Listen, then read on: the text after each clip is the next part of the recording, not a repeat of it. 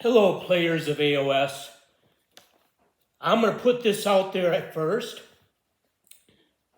I'm going to buy 4th edition AoS when it's $1 a miniature. So I'm going to wait until like 3 years from now when there's the main set with all the models and nobody wants it because they produced too much and it didn't sell as well as they had thought. And I can buy it for really super cheap. If it's got 50 models in it, then I can buy it for, if it's got 100 models in it, I can buy it for around $100. That's what I did with Dominion. That's pretty much my standard operation. So obviously, I'm gonna put this out there at first. I'm not metagame Marvin, that's for sure. And I just returned to work today after being out for an extended period of time due to illness. And it's kind of hyped me up and got me excited again. And now that I'm back to working again, I can buy stupid stuff again from Games Workshop. So what I'll probably do, since I bought in probably 2020 or so, I guess that's 2 years. No, that's 3 years. Maybe 2019, maybe 2 years. I bought the 2nd edition AoS stuff. So I bought the Soul Wars box. I bought the Tempest of Souls. I'm not sure if I bought like the lowest edition that they had, but I might have. I don't know. And what I'll probably do, since some of these models are out now, is I'll give away extra models to friends that think Warhammer is too expensive, to family, just to get them started on painting and assembling models and collecting. And then I'll also give some away to the young people that I teach how to paint, who say that Warhammer is way far too expensive of a hobby for them to engage in. So I'll give away those models that I paid like $1 for. If I don't feel like painting duplicates, now that I've pretty much got Tempest of Souls painted, if I don't feel like painting duplicates of the Stormcast and the NightHaunt, I'll give them away. I want to comment on the video by Darkness. Kind of misleading. I think there's no way that he possibly paid $2,000 for those miniatures. I can see how he does his math. It's like every 5 models is like a $50 set or whatever. I'm sure that's not how he bought all those. You know, he probably bought some starter sets, and he was probably closer to $2 a model or whatever, like what I paid, even if he bought it right away. Now, that being said, too, when 4th edition AoS comes out, if they have a really cool set with not so many models, but cool terrain pieces, this is going to take place in, I think, the Realm of Light or whatever. If they have some really cool terrain pieces for that, I'll probably pay top dollar and get it right away, because those terrain pieces are worth it, and I think those will actually sell for more over time. Like even from Dominion, like the Extremist set still sells for quite a bit of money. I mean, it's okay. It's like $150 and you get almost as many models as Dominion. And then you get those really nice terrain pieces. But I already have those terrain pieces from other sets, so I wasn't that interested in it. But the Extremist set like that, whatever its equivalent is in 4th edition, would definitely be what I'm interested in. So I'm basically just trying to learn the game. I'm basically playing 2nd edition, and I just picked up the 1st edition AoS set with the Chaos, the Blades of Corn, Chaos set in it. And I'm not that mad that those models are going out. And people are saying that the models are chunky or whatever. I like those big chunky models, like those shields that are as big as the guy is that he couldn't even possibly lift, unless he's like incredibly strong, which I know that they are. I like that. A friend gave me a sword, and he said, "Well, there's no way you're going to be able to yield this wield this second one-handed." And I said, "No, you don't understand. In World of Warcraft, two-handed swords are 7 feet long, so this is definitely a one-handed sword." So I said, "I'll work out in order to be able to lift it." So I like that kind of World of Warcrafty look to the old Stormcast. In fact, I'm a big fan of World of Warcraft. Played it for a long time, collected the cards and all that stuff. I also want to say that GW is not the most evil company out there. That is definitely Hasbro. Okay, so if you want to direct your hate towards a company, Hasbro would be the game company that you want to direct it to. All right, now these are older notes that I took. I was too tired and exhausted from my illness to make a video, but I did write notes so that I could make it later on. So I'm kind of reading this as I go along. And of course, my writing is really hard to read. Okay, when I first started playing AoS and Warcry, I was told, on YouTube mostly, that I could play my AoS guys in Warcry and I could play my Warcry guys in AoS. And that was true, but I didn't know where to find the stats for those guys. So it took me like 4 or 5 years to even figure that out. Now I'm in a place in 3rd edition where I know how to play my AoS stuff in Warcry, and I know how to play my Warcry stuff in AoS now when almost all of it is being removed, right? So that's a thing for people who first start playing it. Just to figure the books out and everything is a huge, tremendous thing. So give yourself time on that, you know. If you're just starting this hobby now, especially if you live in America and you couldn't even get the stuff, give yourself a few years to figure this all out, you know. You're probably not going to be a metagame guy for a while. And Darkness did say on his video that there's people who just got these models and have finally got them painted, maybe not even had a chance to play them, and now they're being removed, you know. So I get that. I want to give a shout out to, I got it on my phone. This is the most wonderful video that I recommend that you watch.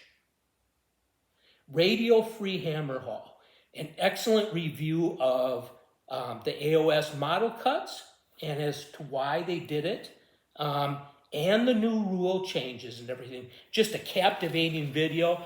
I've only watched it once so far. I'll probably watch it another 9 times because there's so much in it and it's so well done. I highly, highly recommend that you watch Radio Free Hammer Hall, and a shout out to them. All right, back to the old stuff. I pretty much mostly buy rule books and not models. So I buy the models that are really cheap. And what I'm really interested in is the rules. And I can even proxy like some of my other models from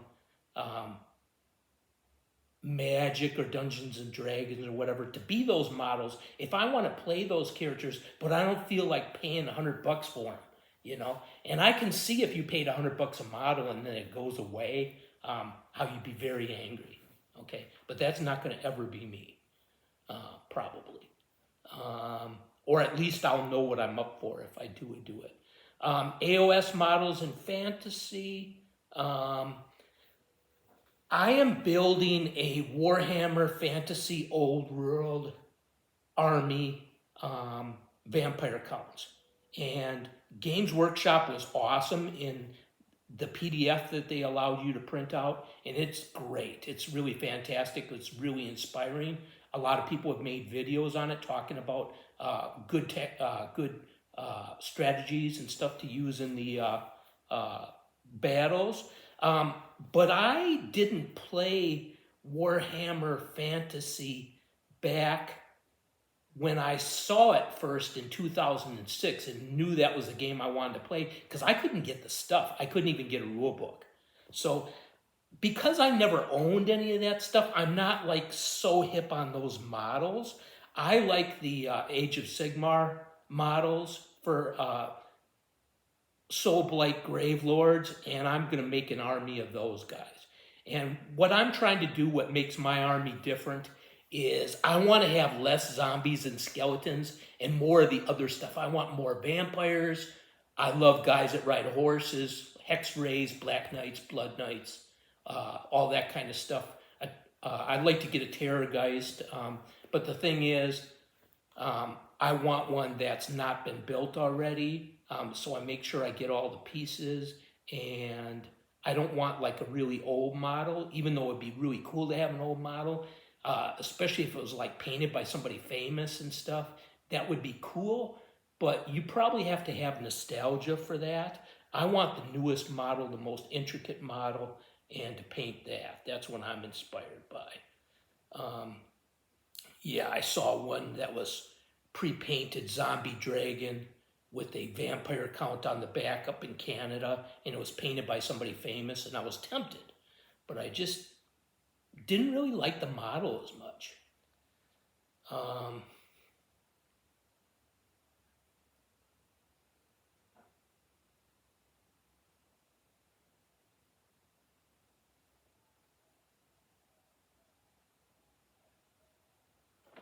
So instead of getting something that's pre-painted, I really want to make the mistakes and do a bad job on the painting and learn from it, because that's actually what's going to advance me in the hobby. I'm not sure if that's what I was getting at by this note that I just read. I'll probably be sad because I'll probably figure it out later on, and I really missed the boat. Adepticon, what it is. And I know this is late. I wrote these notes, and this has sort of gone off the main topic right now. But in case you didn't watch other videos, what Adepticon is it's it's miniatures, so it's just focused on miniature games, and it's doubles, which are unusual, where you play it 2x2, 2 against 2. And then also a lot of narrative play, and I'm really into the narrative play. That's why I bought all the books and everything. I want to do all the narrations, and I want to make videos of it. Even if I have to proxy some of the models to do it, I think that would be a really fun way to play. I want to talk about the 3 ways to play, and I think they are very distinct other than what people are saying. So here's my understanding of it. You can just play open play. You can do whatever you want, okay? And you don't really follow the rules. And a lot of people say that narrative play is the same as open play. It's not. You are following definitely a particular set of rules, but you're making your own story. But that story is being resolved by those armies following their rules, their strengths and weaknesses, and then just the chance of the dice and the strategy that the generals use when they do it.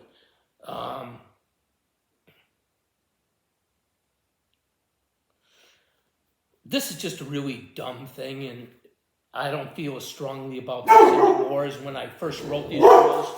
Thank you, appreciate you. He can't get through the door, it's double locked. Appreciate you, bud. Amazon guy.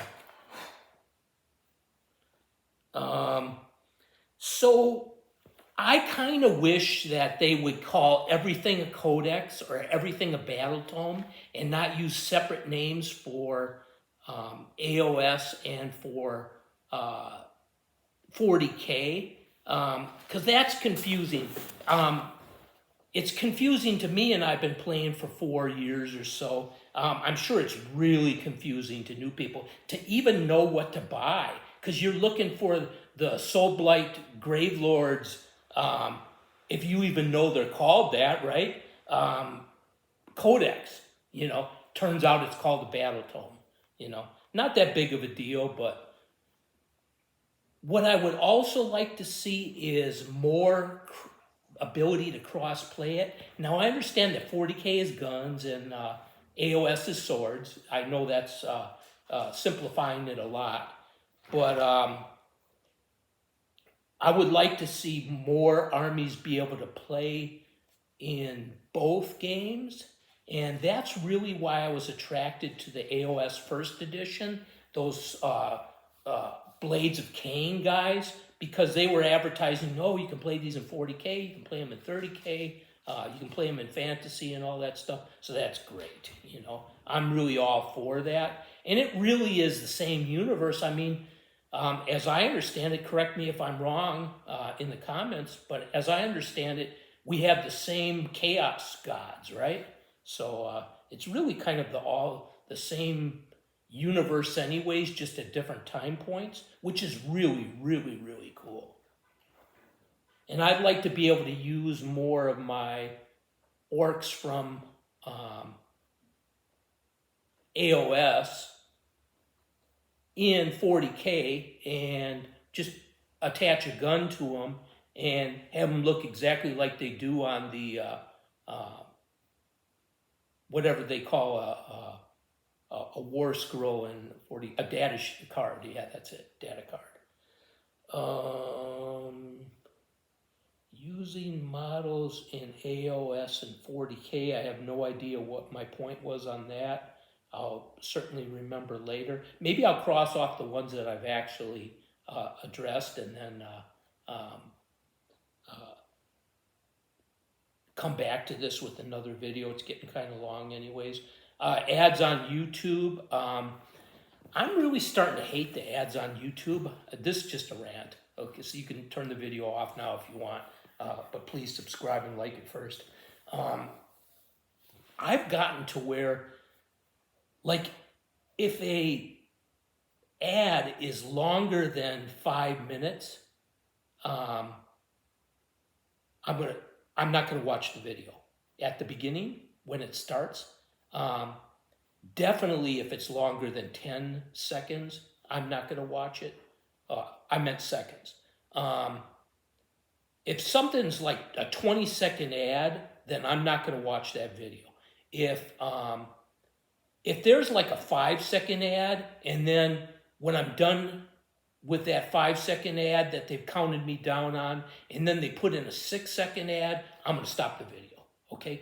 It turns out when I go back to it, it'll give me what I want. So I'm not gonna play YouTube's little game like this with watching their ads. I'm just really tired of that. I know that the company Google is struggling, but that's not what I signed up for YouTube for. I also hate when, like, I'm watching a video and I'm like a minute or two into the video and they are already playing an ad. So I'll stop it then and go back to it. A lot of times there'll be a row on YouTube, continue what you were already watching, and it'll go straight into it. If I just come back to it.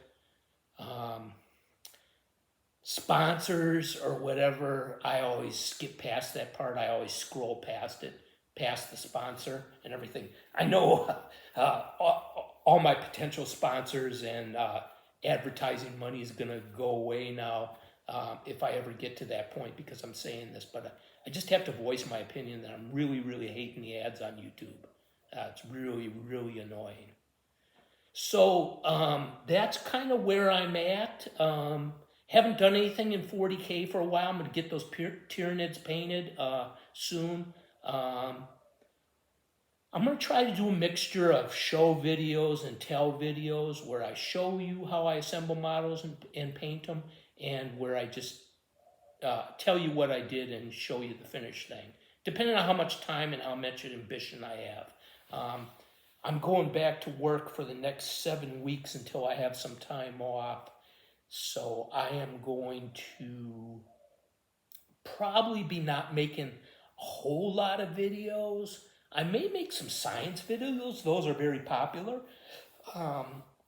during that time, but I don't know if I'm going to have the ability to make a lot of Warhammer videos or even yard painting videos, because I'm just going to be really super busy with work, and I need to give myself the push to get through this. What I'm going to be doing is in 7 weeks, I'm going to be retiring, and then my job duties are going to change so that I don't have to start so early, and I don't have so many demands on me at night when I'm off of work. And hopefully that'll open up a lot more videos that I can watch. So thank you, AoS players. Please subscribe and like the video. Appreciate you. And give comments, please. I really appreciate those. I read and respond to every comment. Thank you.